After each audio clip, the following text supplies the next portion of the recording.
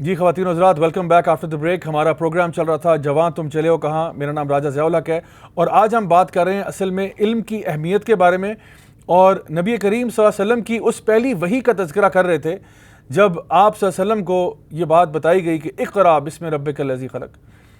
ہم نے یہ بات ڈسکس کی تھی کہ نبی کریم صلی اللہ علیہ وسلم معاشرے کی برائیوں کو دیکھ رہے تھے. آپ کے دل میں ایک تڑپ بھی تھی، آپ کے دل میں ایک جذبہ بھی تھا کہ اس کو ٹھیک ہونا چاہیے.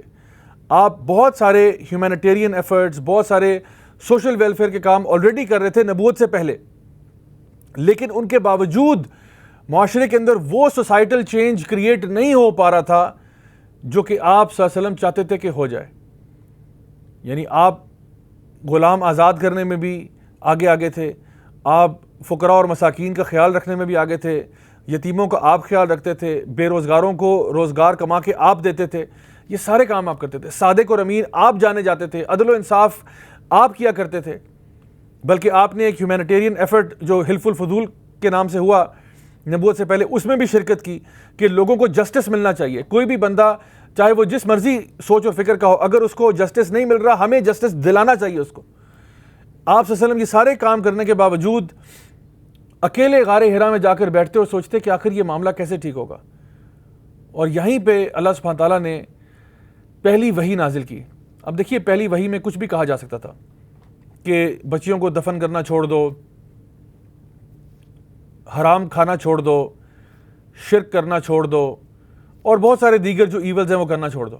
لیکن جو پہلی وحی آئی وہ ایک حکم کے ساتھ آئی، صیغہ امر کے ساتھ آئی. کیا صیغہ امر تھا؟ اقرأ بسم ربک الذی خلق. پڑھ اس رب کے نام سے جس نے پیدا کیا. ایسی قوم کو پڑھنے کا حکم دیا جا رہا ہے، بلکہ قوم سے پہلے نبی کریم صلی اللہ علیہ وسلم پہ آتے ہیں جو کہ امی تھے، جن کو لکھنا پڑھنا نہیں آتا تھا. ان کو کہا جا رہا ہے پڑھ اللہ کے نام سے. اور ایسی قوم کو یہ آیت بتائی جا رہی ہے جو اہل کتاب نہیں تھے. یعنی اہل کتاب ویسے تو یہود و نصارہ کو کہا جاتا ہے، لیکن اہل کتاب کا ایک مفہوم یہ بھی ہے کہ وہ کتابیں پڑھنے والے لوگ ہیں. وہ ایسے لوگ ہیں جو کتابوں کے ساتھ منسلک رہتے ہیں، اسی لیے ان کو اہل کتاب بھی کہتے ہیں. تو یہ جو اہل کتاب ہیں ان کے ہاں پڑھنے پڑھانے کا سلسلہ تھا، لیکن ان جو ہے نا کفار مکہ میں نہیں تھا. یہ لوگ جنگجو قسم کے لوگ تھے، ان میں بہت شاذ و نادر ہی کوئی پڑھا لکھا تھا. زیادہ تر لوگ لکھنا پڑھنا بھی نہیں جانتے تھے. اس قوم کو کہا جا رہا ہے اقرأ بسم ربک الذی خلق. نبی کریم صلی اللہ علیہ وسلم کو یہ جو حکم دیا گیا ہے، اس حکم کے ساتھ ہی اللہ تعالیٰ نے اپنا تعارف کرایا کہ تیرا رب ہے جس کی تو تلاش کر رہا تھا نا. میں نے آپ کو بتایا تھا کہ دو قسم کے سوال کسی بھی فلسفی کے ذہن میں آ سکتے ہیں، اور یقیناً نبی کریم صلی اللہ علیہ وسلم اللہ کے پیارے رسول وہ بھی دو سوالوں کو کے اوپر جو ہے نا تدبر تفکر کیا کرتے تھے. بعض علماء نے اس کے بارے میں کافی ڈیٹیل میں لکھا کہ ایک تو ہے وہ سوال کہ اپنے بارے میں کون ہوں، میں کہاں سے آیا، میں کہاں جا رہا ہوں، مجھے پیدا کرنے والا کون ہے، وہ رب آخر کیسا ہوگا. اور دوسرے وہ سوال کہ معاشرے کو ٹھیک کیسے کیا جائے. دونوں کا جواب قرآن مجید میں آپ صلی اللہ علیہ وسلم کو مل گیا.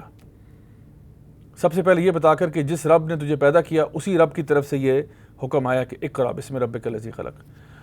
اور یہی دین جو ہے اب آپ کو بتائے گا کہ زندگی کیسے گزارنی ہے. قرآن مجید جو ہے وہ ایک مکمل ضابطہ حیات ہے جس نے ہمیں پڑھنے کا حکم دیا، پڑھنے کی تعلیم دی کہ سب سے پہلے اگر تم معاشرے کو بدلنا چاہتے ہو، اگر تم معاشرے کو چینج کرنا چاہتے ہو تو کیا کرو؟ پڑھو. کیا پڑھو؟ سب سے پہلے وہ پڑھو جو اللہ نے نازل کیا. خواتین و حضرات، chemistry, physics, biology, math, sciences, جتنی بھی چیزیں ہیں ان کا علم حاصل ہمیں ضرور کرنا چاہیے، ضرور کرنا چاہیے، ضرور کرنا چاہیے.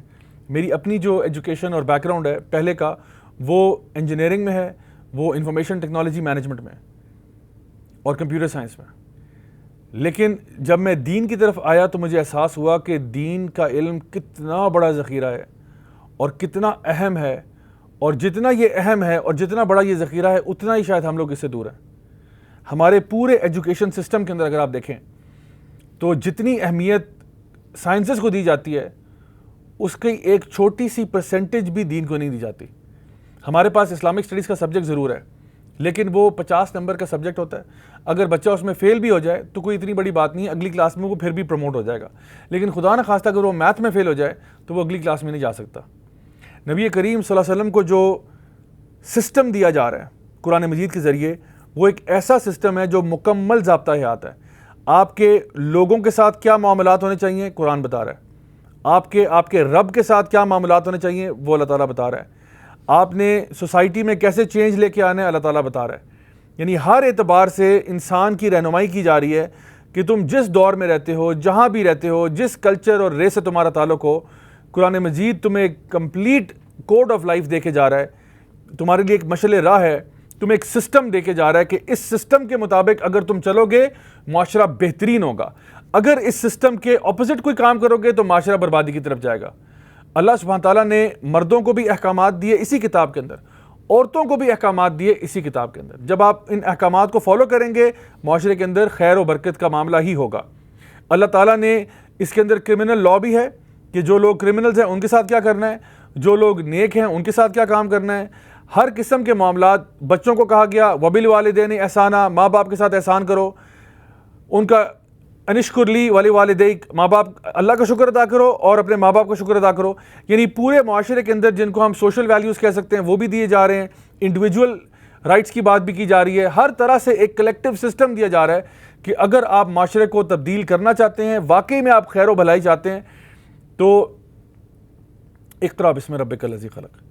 اور یقین جانیے کہ یہ تاریخ نے ثابت کر دیا کہ یہ جو چھوٹا سا ایک گروہ تھا جو مکہ سے شروع ہوا اور آدھی دنیا پر وہ غالب آ گیا, اور اسلامک گولڈن ایج جیسا ایک ٹائم پیریڈ بھی آیا مسلمانوں پر, جہاں پر مسلمان سب پڑھے لکھے تھے, بچہ بچہ لکھنا پڑھنا جانتا تھا.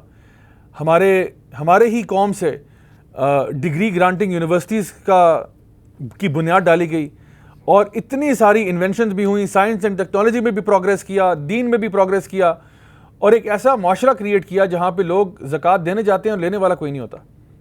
معاشرے میں امن قائم کیا گیا, جسٹس قائم کیا گیا, انصاف سے کام کیا گیا. کیوں؟ کیونکہ ہمارے پاس قرآن تھا.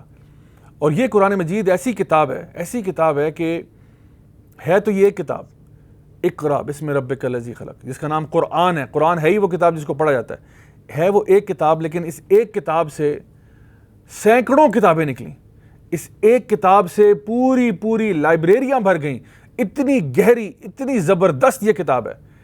تفسیر کی کتابیں نکل رہی ہیں, فقہ کی کتابیں نکل رہی ہیں, ہر طرح کی, یعنی اتنی کتب اس ایک کتاب سے نکلی ہیں. لوگوں نے ایک ایک آیت پہ اتنی ڈیٹیلڈ ایکسپلینیشنز دی ہیں کہ انسان اس میں اگر غوطہ لگائے تو ڈوب جائے. اللہ تعالیٰ خود ارشاد فرماتے ہیں افلا یتدبرون القرآن, کیا تم قرآن پر غور نہیں کرتے ہو, یا کیا تمہارے دلوں پر تالے لگ چکے ہیں؟ تو اصل میں جو علم ہے جس کی طرف اللہ تعالیٰ ہمیں لے جانا چاہ رہے ہیں وہ یہ ہے کہ اقرا بسم ربک الذی خلق, کہ اس علم کی طرف آؤ جو تمہارے رب کی طرف سے ہے. آپ دیکھیے کہ باقی مذاہب کے اندر یہ ہسٹوریکلی یہ بات ثابت ہے کہ باقی مذاہب کے اندر وہ اپنے جو پیروکار ہیں ان کو روکا کرتے تھے کتاب پڑھنے سے, کہ بھئی نہیں یہ جو صرف ٹاپ لیول کے جو ہمارے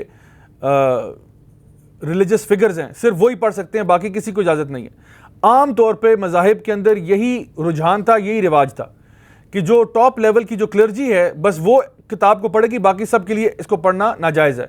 لیکن ہمارے لیے قرآن کا پڑھنا ہر مسلمان کے لیے ضروری ہے کہ وہ قرآن پڑھے, اس کو سیکھے, اس کو سمجھے. اللہ سبحانہ تعالیٰ نے سورہ الگ کے اندر بالکل آخر میں جب اس کا اختتام کیا تو یہ کہا وسجد وقترب, یعنی آغاز بھی حکم سے ہوا تھا اور اس سورہ کا اختتام بھی ایک حکم سے ہوا.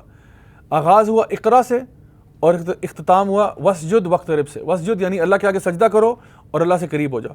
یعنی کہ جو دین کا علم ہے یا کوئی بھی جب آپ علم سیکھتے ہیں جس کو ہم علم نافع کہتے ہیں, اللہم انی اسألک علما نافعا ورزقا طیبا وعملا متقبلا, یہ دعا ہے جو کہ نبی کریم صلی اللہ علیہ وسلم نے ہمیں سکھائی کہ اللہ تعالیٰ سے دعا کرو, اللہم انی اسألک علما نافعا, یا اللہ میں تجھ سے سوال کرتا ہوں اس علم کا جو نفع بخش ہے, ورزقا طیبا, اور ایسا رزق جو کہ طیب اور پاک ہے, وعملا متقبلا, اور ایسے اعمال جو کہ تیری بارگاہ میں قبول ہو جائیں.